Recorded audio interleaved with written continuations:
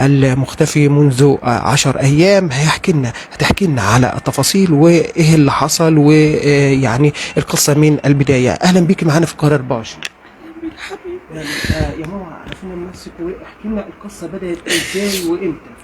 هو بدأت حبيبي يوم الجمعة، بدأ الناس تكلموا على النت عشان الشغل، على شغل وكده. قالوا يعني نقاشة وكده، وقالوا له تعالى يوم السبت في تعمل مثلا 30 فيلا او شاليه على البحر على السويس، وهنديك بالدولار، ولو شغلك كويس هنسفرك الكويت. وبرشوا له البحر طحينه، وكان عايز يسافر يوم السبت. احنا ما رضيناش نخليه يسافر. يا ابني ده شركه وهميه يا حبيبي، ده شركه شوف لما نتاكد يا حبيبي. تلاقيه على مواقع التواصل الاجتماعي الفيسبوك. ايوه واحده منقبه كده، عامله نقاب كده اسمها منيره عابد، مش عارفه ايه كده، بوريها لك انا على الموبايل. صفحه كده وقتها وهميه، فضل يتابع معاها. ويوم السبت برضه مش عارفه، ولا يوم الاحد وراها لي، قال لي طب حتى هو يوم ده كلامهم صح، ده ناس من الكويت او من ناس عرب من سوريا. الكويت في سوريا وفي سوريا وفي القاهره وفي كله ودوت. وهو حتى انا قريت اول سطرين قريتهم، ببص كده انا عيني وجعاني. انتوا اخواتنا من العرب، هنقف جنب شبابنا، هنقف احنا معاكم، واحنا مش عارف ايه يعني. اول كلام قريته انا بس كده يعني، ما عجبنيش الكلام. رحت رميت فرصه عمل مرتب مغري جدا بالدولار. كان هيديله بالدولار، يعني المرتب كان بيهدلوا 1000 بالدولار. 1000 في السويس، في دولارات ولا يورو في السويس، ما اعرفش لا دولار لا يورو، حاجه زي كده قالوا في السويس. رحت انا مسكت التليفون قريت انتوا اخواتنا من العرب، انتوا شبابنا هنقف جنبيكم. ده الكلام المحادثه دي كانت دي المحادثه اللي اللي بينه وبين ما اعرفش بقى. هو بيقول بيكلم واحده ست، الله اعلم ست ولا راجل. المحادثه دي انتوا اخواتنا، انتوا شبابنا، مش عارف ايه. رحت زي قلت يا ابني، رحت حدفت التليفون في وش كده، انت كدابين. شوف مين عملوا فيه، خدوه من مغاغه لمصر يا حبيبي عشان الشغل يا حبيبي، وقطعوه وخدوا اعضائه يا حبيبي. ليه يا ابني هتحرق قلبي ليه عليا يا ابني؟ سافر المرج يا حبيبي، اشتغل في المرج. برضه عمل ايه؟ مصمم. هو متعود لو سافر القاهره على المرج 6 اكتوبر. يا ما سافر راح 6 اكتوبر المرج، الحته اسمها مصر في 6 اكتوبر. ايوه نقاش بيبايض حبيبي، بيجري علينا حبيبي. هو الوحيد على اخواته البنات؟ لا هو 3 صبيان وبنت. هو بس اخوه اللي تحتيه عندك واقع من رابع دور ومسارح ومسامير، هو المصرف علينا. واخوه الصغير طالب في اولى تجاره ثانوي في السيئه، والبنت متجوزه. وانا عندي القلب وابوه عنده القلب. يعني بص يعني هو يعني اقول لك هو العائل الوحيد، يعني العائل بتاعنا. عايزه عبده، هاتوا ابني. يوم العاد الصبح رحت اخلص ورق لابن لحسن ابني بتاع الشغل عشان اعمل له معاش وبتاع، وبخلص له ورق. اتصل بيا من 9 الصبح للساعه 12، هتيجي امتى يا حبيبي؟ انا بخلص ورق. طب انا في العربيه. خلى واحد صاحبه كلمني من مصر، ابنه، قال لي يا ام عبده والنبي ما توقفيش في طريق عبده، ده الناس لو ما راحش عبده النهارده مش هياخدوه تاني وكده يعني. راح قلت له يا حبيبي انا في العربيه اوصل بس واجي. هو كان يعني ايه مستني عشان ياخد فلوس وكده. لما جه كده قلت له ما معيش يا ابني يا حبيبي الا 250 اهي. وبرده مصمم بس اروح المرج يعني على حسب المرج. قلت له معيش 250 جنيه هتعمل ايه؟ قلت له هي اللي معايا يا حبيبي، اللي معايا يعني. لا كانوا 300، صرف 50 هنا، جاب كارت وجاب سجاير وخد ال 250 ومشي. الساعه 1 بالظبط ركب الاتوبيس امواج اللي على الجسر عندنا ده. ورحت انا قعدت شويه ورحت الشغل. انا بشتغل من 3 ل 11. رحت الشغل، عملت استنيت شويه لغايه الساعه 8:30. رحت كلمته من تليفون الشغل عندي، قلت له يا عبده انت فين يا حبيبي؟ قال انا في السويس. انا وصلت السويس اهو، مستني عربيه الشركه تجيني. اول ما نزل على الموقف السويس. انا انا وصلت كانت 8:30، من 8 ل 8:30. انا وصلت السويس اهو، وانا في السويس ومستني عربيه الشركه تجينا اهو. هو عبده ابني عبد الرحمن حبيبي. وبعد كده قلت له طب يا ربنا يسترك يا حبيبي ويوفقك يا ابني، ويكون الناس صح كلامها صح، ما يكونش ما توجعش قلبه. وبرده خايفه يعني، انا من جوايا ما بكلمه ولا خايفه، انا خايفه في حاجه. قلب الام بيحس باي حاجه. وبعد كده ايه قفل معايا. بعدين ببص بشويه لقيته حاطط حاله على الواتس ان السويس حاجه السويس كده ودعاء وقلب وكده على الدول. رحت كتبت له ربنا يكبر خاطرك يا ابني ايه ويوفقك يا حبيبي. هو مش سلمهاش. برني تاني عليه 9:30، من 9:30 ل 10 لقيته تليفونه اتقفل. ومن ساعتها تليفون عبده ابني اتقفل، مش عارفه عنه حاجه. وبنشده رئيس مباحث السويس ومحافظ السويس ان ابني اتخطف عندهم في السويس. انا عايزه عبد الرحمن ابني، شوفوه راح فين وجه منين.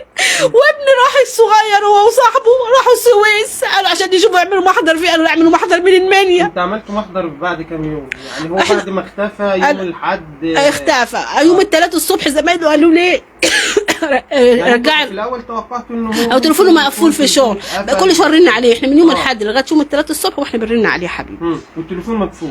والتليفون مقفول. قالوا لي ايه؟ طب هو الخط باسمي، الخط الفودافون ده باسمه، هو معاه خط طويل. راح التليفون ده قالوا له اسحب الخط، صاحبه المحمود ده قال لي اسحب الخط يا ام عبده واحنا نخش على الصفحه نخش عليه على الجيميل ونخش على ده ونجيب ايه الحاجات بتاعته. راح دخل لقى نوصل لاي حاجه دليل. لا دخل على الصفحه بتاعته، لا كل محادثات حلوه بس ما عدا صفحه اللي بيكلمها دي هي الممسوحه، ممسوحه كلها، ممسوحه كلها. ودخلنا على الارقام لقينا الرقم دوت بتاع اللي متوصل معاه اللي اخره 09 ده، انا مش عارف محافظ رقمه محمود، اللي خده بالتليفون من المنيا، اللي من المنيا اللي بيكلموا من المنيا للسويس، اللي عمال يكلم فيه من المنيا للسويس ده وصل السويس.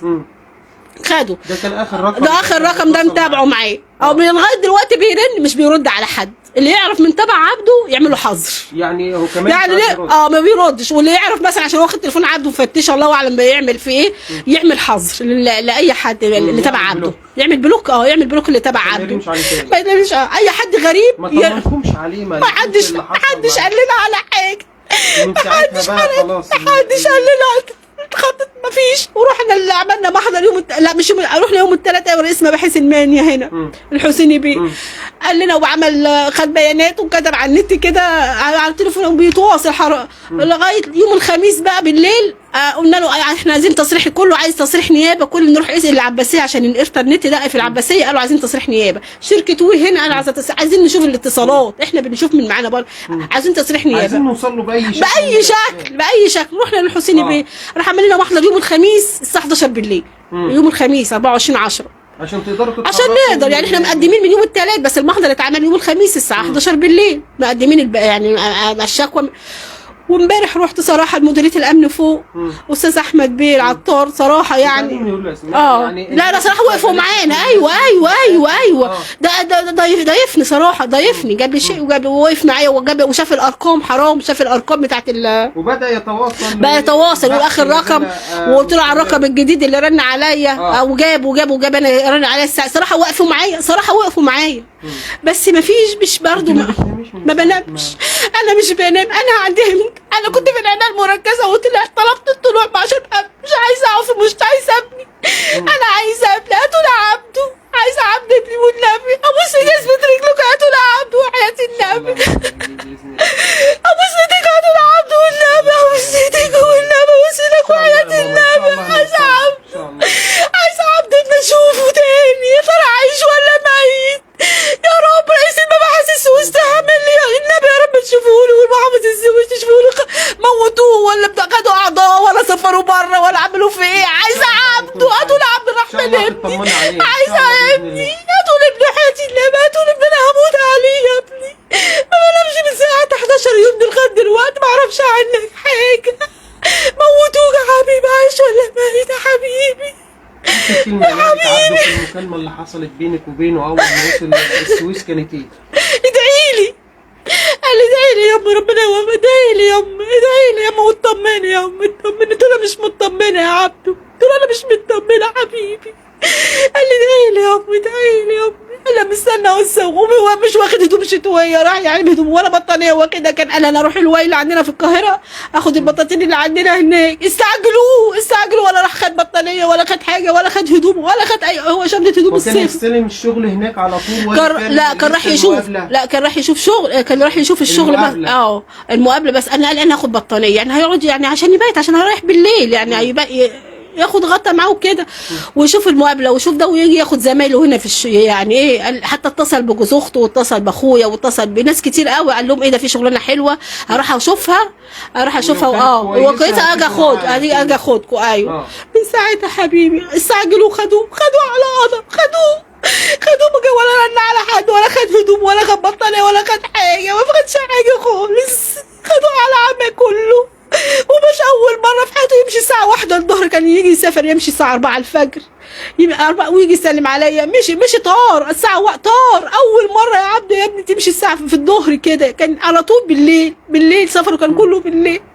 خدوا وزعقوا فيه في التليفون، يقول لك لازم تيجي، لو ما جيتش مش عارف ايه. وتاني يوم بقى عرفت من اخوه، بقول له يا حسن ما كنتش رحت مع انت وصاحبه؟ قال له يا امي ما انا كنت لو رحت هم عاملين لي ايه تصريح ليه باسمه هو، يعني صاحبه. قال له يا عبده خلاص ممنوع حد ممنوع اي حد معاه، يعني كان هياخد صاحبه، كان هياخد مثلا اخوه معاه، وكان هياخد اي حد معاه عشان ما يروحش لوحده. قالوا لا ده احنا عاملين لك التصريح باسمك بس.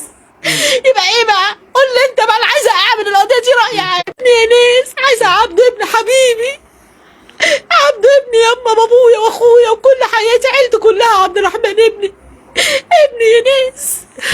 عبد الرحمن كان محبوب من كل الشارع، كله زعلان عليه. اسال كله زعلان عليه، كل الناس زعلانه، كله بيدور على عبده، جروبات كل الناس الشارع كله في العزبه كله، والعزبه خايفه يا ام المكان. قلبك هيرتاح وان شاء الله يتم الحصول على الرحمن، ونقدر نوصل له ان شاء الله باذن الله في اسرع وقت باذن الله. يا رب حبيبي، يا رب يا ابني، يا رب حبيبي والنبي يا رب.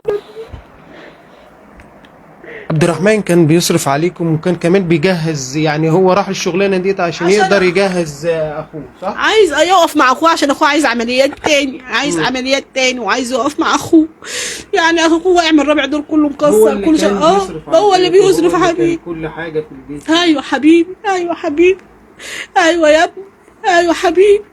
وما لقاش الشغل ضايق هنا اليوميه، مش جايبه همها يا دوب، يعني عايز يعني فلوس اكتر كان بيسعى دايما، وكان عايز يقعدني من الشغل. قال لي ياما انا بسافر كده عشان انا شغاله دايده في حضانه، يقول لي ياما انا عايزه اريحك، انا مش عايزاكي تشتغلي تاني انت تعبانه. وكان عايز يقعدني من الشغل حبيبي. هو ماشي ياما يقول لي ياما ان شاء الله بس ربنا يسهل لي في شغل وهقعدك من الشغل خالص وهترتاحي يا ابني. واقف مع اخويا، ما تفكريش فيا ان انا هقف مع اخويا لغايه لما اجوزه. ما تفكرنيش في جواز النهائي، مش هتجوز الا 35 سنه، بس اقف مع اخويا يقف على رجليه وهجوزه. مين هيقف معاه؟ يا حسن، يا حسن يا ابن اخوك اللي بتقول لاخويا يا اخويا حسن هيموت عليه، حسن اخوه هيموت عليه. حسن هيقول يا ابن اخويا ده ابويا وظهري اللي بتعكز عليه في كل حته. ما سابهوش في اسيوط لحظه، حتى اقولي بس ان شاء الله خير، ان شاء الله اقولي بس حبيبي يا رب والنبي يا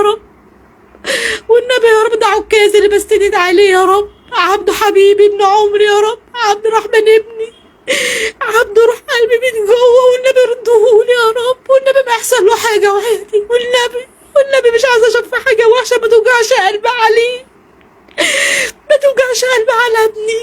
عايزه ابني، انا خايفه عليه قوي، خايفه عليه. يا ريت اللي يشوفه والنبي اللي يدلنا عليه والنبي. ان شاء الله عايزه ابني. انا بموت كل يوم، بموت. ان شاء الله تطمني عليه باذن الله، ونقدر نوصل له ان شاء الله في اسرع وقت ان شاء الله باذن الله. ربنا يطمنك عليه. يا عبد انت فين يا عبد؟ عايزه اعرف هو فين، اموت واعرف ان شاء الله. يا ترى سفروه، خدوا اعضاء وموتوا، رموا خدوا جثته رموها في البحر، عملوا عايزه اعرف اعمل ايه يا رب والنبي يا رب اشوفه يا رب، اطمن حتى مكالمه بس يقول لي انا بخير يا امي، انا كويس يا رب والنبي يا رب، يطمنا عليه يا رب والنبي يا رب. مش عايزه اشوف حاجه وحشه فيه يا رب، ان هو ما عملش حاجه وحشه في حياته، طول عمره غلبان وشقيان، وكلنا غلابه واخواته كلهم، وهو غلبان اغلب من الغل، ولا بتاع مشاكل ولا بتاع ده.